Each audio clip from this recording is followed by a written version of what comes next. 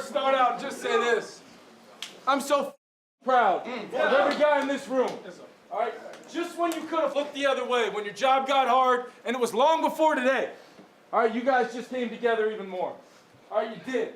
All right, and these wins, under circumstances like we have been in, it's very, very easy to say to yourself, what if? What if this doesn't go right? But instead, what I saw on our sideline is guys figuring out, I'm going to go make the play, not for any other reason than the teammate next to you in the huddle. Tough circumstances, environment against us. We knew it was just this room. Give it up for yourself. Our first 2 game balls of the day, in my opinion, are going to go to the guys that ended up winning the turnover battle with that blocked field goal. Levi Drake Rodriguez.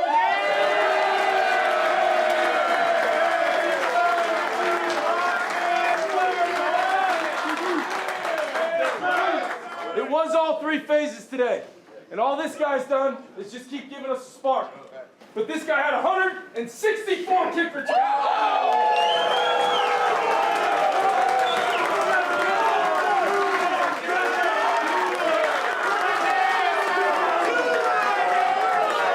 got 2 more for 2 inside linebackers right here. All Blake Cashman did was have 14 tackles. 1 TFL and 1 forced fumble. Give it up for Blake Cashman.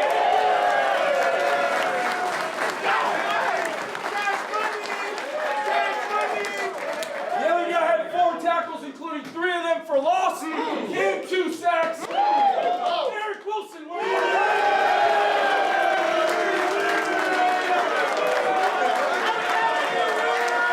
There's a couple guys we went out and went for this exact moment. All right? They've been challenged, and boy, did they respond. 2 game balls, 1 for Javon Hargrave.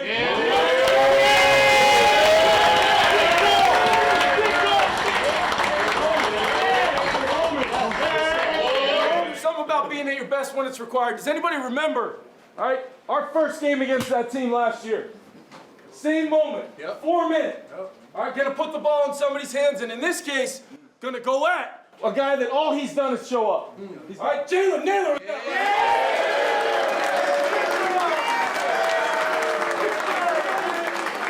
The last one, we are 2-0 in the NFC North. And in both games, I finished handing the football. All right, the last game ball to this guy. It's been a long road back. Nobody wants to be on the grass more than you. This team will ride with you. All right, ride with you.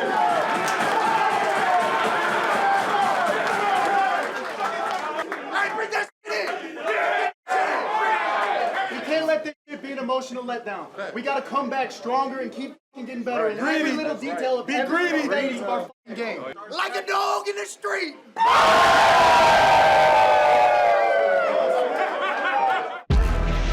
Are you kidding me with that catch, JJ? That's how you stand up. That's how you stand up. And that's the ball game. Touchdown, Vikings.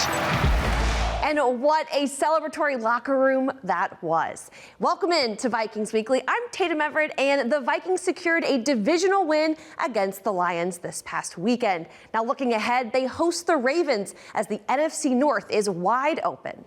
We've got an exciting show for you, including exclusive moments from Sunday's game that you haven't seen yet. Vikings analyst Ron Johnson tells us what impressed him the most about J.J. McCarthy, and we find out how the players chose their numbers in the latest episode of Tell Us with Metellus. Not many experts picked the Vikings over the Lions. However, Minnesota put the rest of the league on alert. It's been a journey battling through injuries and coming from behind to get to this point. Check out the behind-the-scenes moments in this week's episode of The Voyage.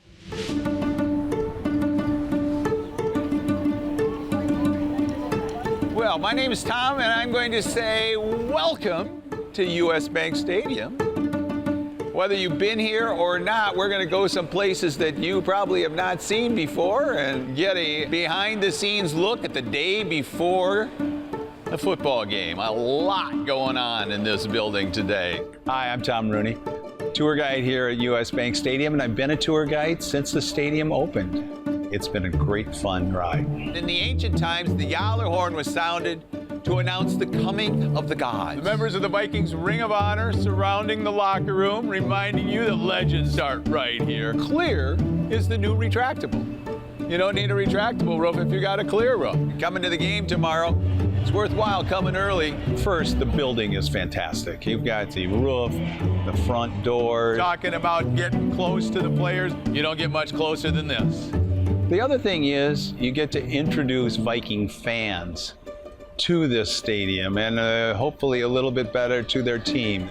Welcome to U.S. Bank Stadium for the Minnesota Vikings and the Philadelphia Eagles. The joy on people's faces, particularly when they get to go out on the field on the same turf that the Vikings play in. It's great fun. Here's our Skol chant, probably the most recognizable team cheer in the NFL. I think you all know how to do it, right? Boom, boom. And even though we're starting our 10th season, there's still people here who this is their first time. As these two teams square off in Minneapolis for the first time in 6 years. Hurts trying to find something downfield, and it's Devontae Smith. He's loose. He's got it. He is gone. Touchdown, Eagles. You know, I really like the combination of players. They're trailing 21-9. Tip of the cap to them. Here we are now down by 12. We got to get a touchdown right now. No matter what the situation, you've got players that can make things happen. Wildcat snap. It is Mason to the left. Can he win the race there? Oh, he broke the plane. He broke the plane for the touchdown. Both on offense and defense and special teams. Will Reichert is 5 of 5 today. Energy in the building. Finally some life for the Vikings fans. We got a good foundation. And the Vikings no longer can stop the clock. Every game is going to be another proving ground for the entire team. Victory formation. And the Eagles have snapped their 2-game losing streak, and they put the Minnesota Vikings on a 1-game losing streak. It is the 7th game for the Vikings, the 8th game for the LA Chargers. Vikings are 3-3. They're alternating wins and losses every week of the season. J.J. McCarthy is almost ready. He's got the high ankle sprain. Almost ready to come back, just not tonight. So Carson Wentz will make his 5th consecutive start in what is a very important game for the Minnesota Vikings. Bring that juice, fellas. I'm talking about the Chargers' offensive problems along the line. Vikings in that same boat. Look out. Case in point. Gets sacked back at the 9-yard line. Herbert and the Chargers go to work. Going for it. Oh, out in front. Hold in. Lad McCarthy. Touchdown. Nothing much to say. We got outplayed. And Carson Wentz back to pass. And before he could even look up to throw it down the field, he was sacked again. We got outcoached. Wentz fires. Too high. Picked off. There are no excuses. Injuries. He's holding it, and he's battered. Short week, whatever it is. And any other excuse, if you go looking for them, you'll find them. We will not be doing that. We're going to meet this head on. You can find that full episode on Vikings.com or the Vikings app. And it's great to see so many starters trending in the right direction. I recently sat down with Vikings analyst Ron Johnson to discuss how this team is getting healthier and what impressed him the most about J.J. McCarthy in Sunday's win. I think that's what you can take from this is that J.J. McCarthy has the ability to bounce back. He's resilient. He stays in the moment. And that was the biggest for me because after an interception, after, a couple wide open receivers, you could easily just be down on yourself. But he wasn't. He came back out, and at the end of the game, it showed it. He won the game. When you think of the injuries that this team has struggled through this season, whether it be different guys on the offensive line, Aaron Jones just coming back, having those pieces back, how close of a picture of what this offense could do did we see against the Lions? Yeah, so I think at one point there were 17 players that were either hurt, IR, or questionable. That's a lot. Yeah. You think about 3/5 of the offensive line being hurt. You think about your starting defensive, back, in Okuda. It's just so much of like injury here and there. But the biggest thing with them is if they can all be on the field, which is unlikely in the NFL, you're going to have injuries. But the fact that to see some of those pieces, mainly the offensive line, to see Donovan Jackson back out there next to Christian Darrisaw gives you an idea of what they really can look like. We haven't even seen the full Donovan Jackson yet. And again, he's a rookie. But because Randall McDaniel, I asked him, and I'm like, how hard is it to play offensive guard? And he's like, man, this is one of those positions that it takes a year or two to even really catch up to the speed of the game. You know, Quentin Nelson is a unicorn with the coach. You know, he came into the league right away, was a dominant force, understood how to be a bulldog in the game. Donovan Jackson early on looked really good. Like grading out, we weren't seeing him getting blown by. We weren't seeing guys just get in on the quarterback. So the fact that he's figured it out that early is kind of like an inclination to what his future can look like. But I think that's where I start. The offensive line is the biggest piece of that puzzle for Kwesi and Kevin O'Connell. The defense, I think, is always going to be Flores can take different pieces and parts and make something great. But that offense needs that offensive line. And so that was the key for me, seeing most of that group back other than the center. You can find Ron Johnson on Vikings Game Day Live, 9:30 a.m. on Sunday mornings on Fox 9. They make their predictions, but how about this past Sunday's predictions from the ESPN experts?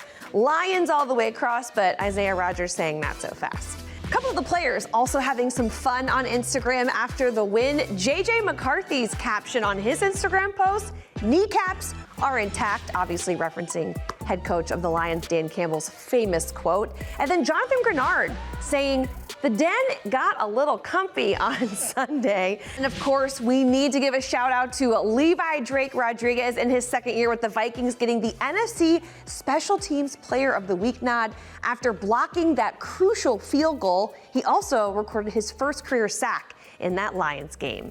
And if you were on social media, there's no way you didn't see Tell Us with Metellus, the latest episode on how several of the players chose their numbers. Check it out. I want you to tell us why you wear your number. I wear number 2 because, coming here, the Vikings gave me a second chance at life. I got a second chance. I like that. Yeah, number 2. Let's make something happen with it, too. Let's do it. I wear my number because I got here and it was in my locker. Shout out to the 42s of the world. I like it. What's up? It's your boy Tell Us from Metellus. This is presented by U.S. Bank. 13 smooth. One of my good friends wore 13, so gotta get in where you fit in. Homie. Get in where you fit in. That's that rookie life. I wear the number that I wear now because when I showed up on my first day, Mike Parsons told me, you're number 65. So you had no choice? No choice. I just wear 26 because that's the number I got in college. It's done me well so far. A lot of good things happen when the 26 is out there. So, just stay tuned. Yeah, stay tuned. And I wear 15, honestly, because that was like one of my first numbers. I had a cousin growing up when I started playing football. He played for the Jets. Shout out my dog, Wallace Wright. He had number 15, played for the Jets when I was younger. So it kind of just ran with the fan. Number 7, been wearing it, growing up my whole life. Obviously, my son got 7 letters in his name, 7 hearts. So that's what I rep. You know what it is. 44, man. It's been my number since I got into the league. I chose it because it was either that or like 39. My wife was like, just go with the double digit, 44, angel numbers. And after a year, it stuck with me, and now I can't see myself changing. Still to come on Vikings Weekly, Blake Cashman sits down with us and reveals what that win can do for the team. JJ McCarthy tells us about his new in-game persona, and head coach Kevin O'Connell breaks down what the team needs to do to stop Lamar Jackson and the Ravens.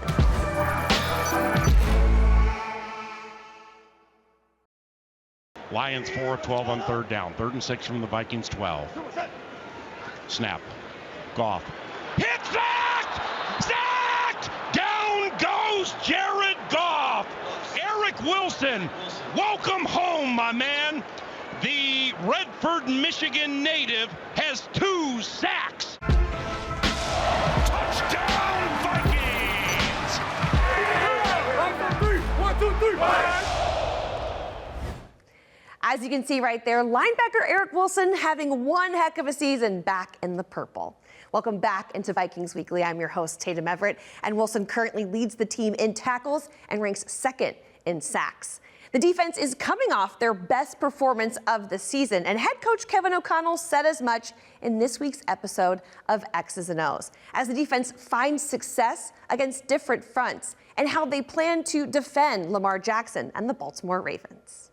People are choosing to try to get bigger with our defense and try to play that kind of game to avoid some of the risk factors that very well, PA, when you play against Brian Flores and you want to spread him out with a bunch of skilled people on the field.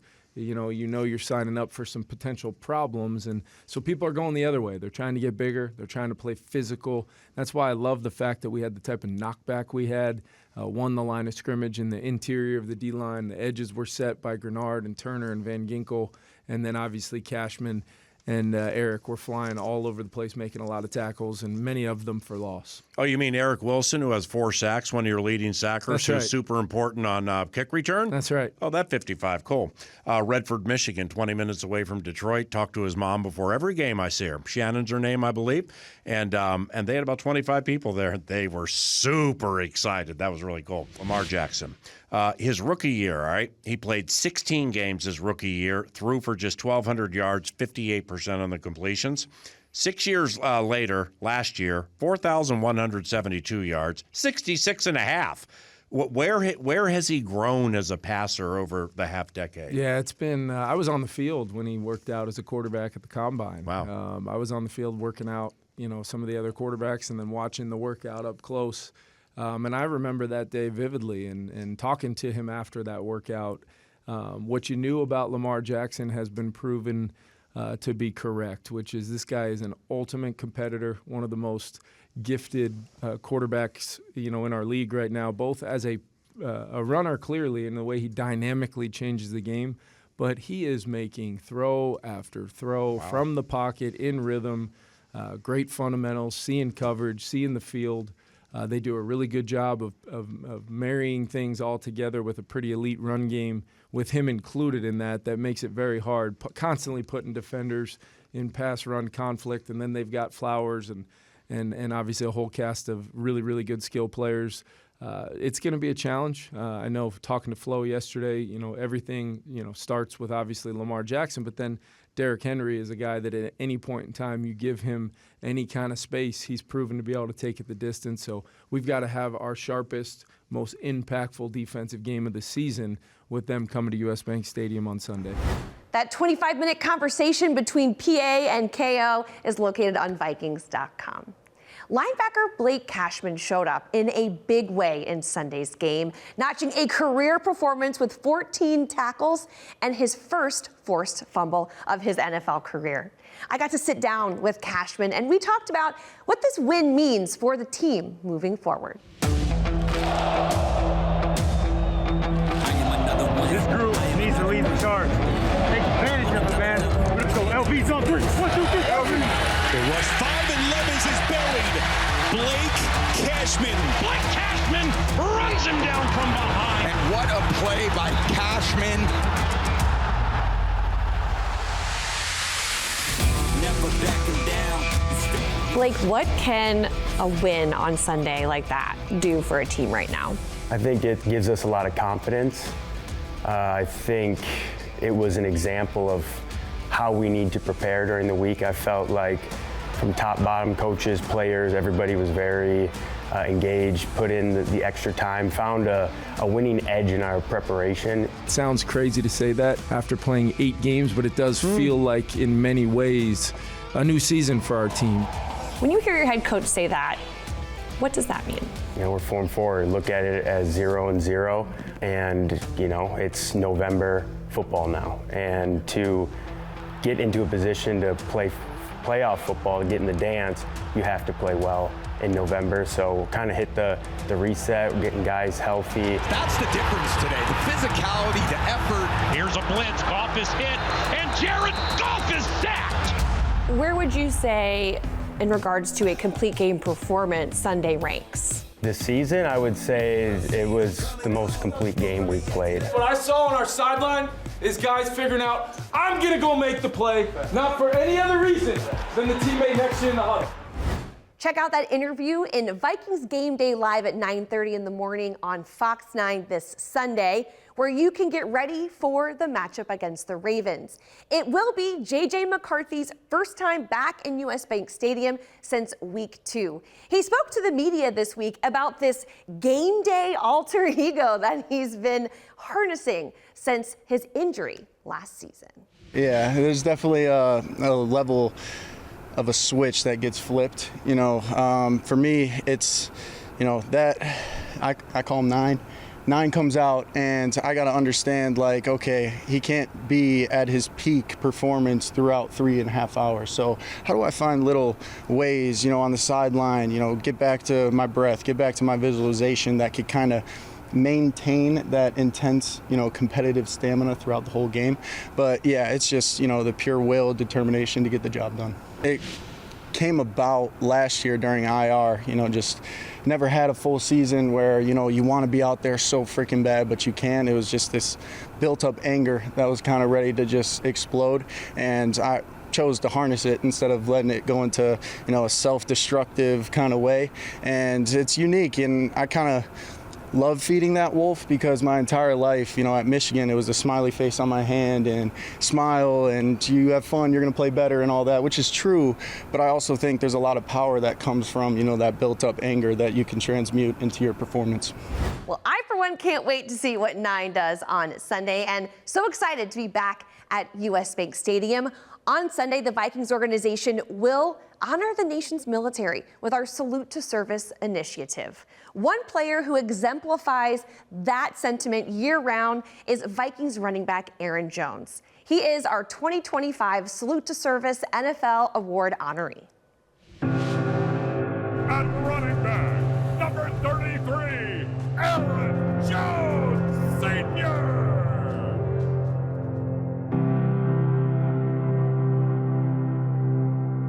Salute to Service is an important initiative to me because it is really my upbringing, was my life. That's what I know. I grew up in a military household, both parents being in the military, growing up on a military base, living there until going to college. So that's what I see, that's what I know, that's who I am. So both my parents deployed. I want to say we were in 2nd grade. It was during the Iraqi war. It was my dad, he went first. I remember probably about 2 months later, my mom was like, hey, they're sending me over. Your grandpa's gonna come pick you guys up and drive you guys to Virginia. You guys are gonna live with your aunt and uncle. So during the week, we would live with my aunt and uncle on my mom's side. And then on the weekends, we would go with my dad's brother. But my parents and my dad, specifically, always say, I'm coming back home to you.